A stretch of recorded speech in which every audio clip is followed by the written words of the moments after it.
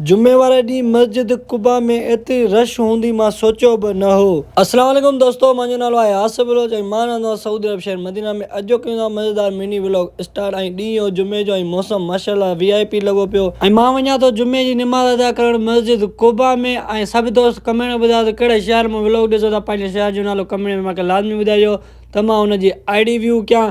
ऐं असां रवाना थी वियासीं मस्जिद कुबा जी तरफ़ ऐं माशाल्लाह तव्हां रोड चेक कयो, VIP ख़ूबसूरत मंज़र माशाल्लाह साम्हूं नज़र पई मस्जिद कुबा जी तरफ़। हे इस्लाम जी पहिरीं मस्जिद आहे ऐं असां गाॾी अची पार्किंग में बीहारीसीं ऐं पोइ वरी असां रवाना थी वियासीं मस्जिद कुबा जे अंदरि तरफ़। ऐं आसे पासे ते माशाल्लाह एतिरी रशी तव्हां पाण ॾिसी सघो था। अलाह साईं अहिड़ा ख़ूबसूरत मंज़र सभिनी दोस्तनि खे नसीब अता करे। ऐं सभु कमेंट में आमीन लिखिजो ऐं मूंसां गॾु आदिल। छा तव्हां ख़बर आहे जेका हिते सऊदी अरब जी पैदाश आहिनि, जेके हिते रहंदा आहिनि, अहिड़ा माण्हू मां ॾिठा आहिनि कसम सां के जेके जुमे निमाज़ बि न पढ़ंदा आहिनि ऐं हरम शरीफ़ बि सालनि पुठे वेंदा आहिनि।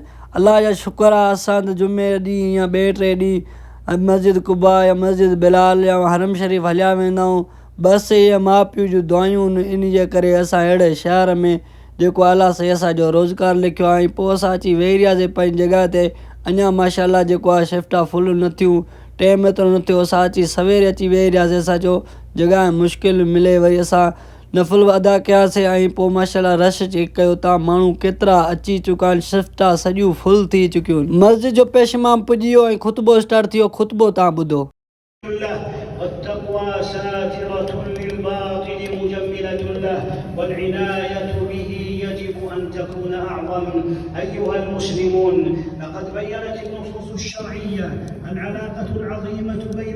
अगर तव्हां ख़ुतबो ॿुधी दिलि में सुकून महसूसु कयो त कमेंट में मूंखे लाज़मी ॿुधाइजो। ऐं हाणे शिफ्टा सिधियूं थियनि पियूं, निमाज़ जो टाइम थी वियो।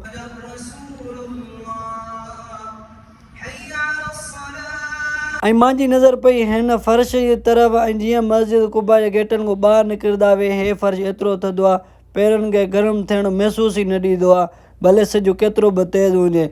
ऐं पोइ वरी असां निकितासीं ॿाहिरि ऐं माशाल्लाह तव्हां रश चेक कयो, माण्हू निकिरनि पिया, को वरी अचे पियो, कंहिंखे देरि थी वई। ऐं पोइ वरी असां रवाना थी वियासीं पंहिंजे रूम जी तरफ़। असां थोरो अॻिते आयासीं त बाबा असांखे तोहफ़ो मिलियो, हिकु डॿा रोटी ऐं 2 पाणी जूं बोतलां। हिते बाबा इहो आम आहे, जीअं कहिड़ी बि मस्जिद में वेंदा आहियो न, तव्हांखे कुझु न कुझु तोहफ़ो लाज़मी मिलंदो, पोइ पाणी मिले या डॿा रोटी मिले।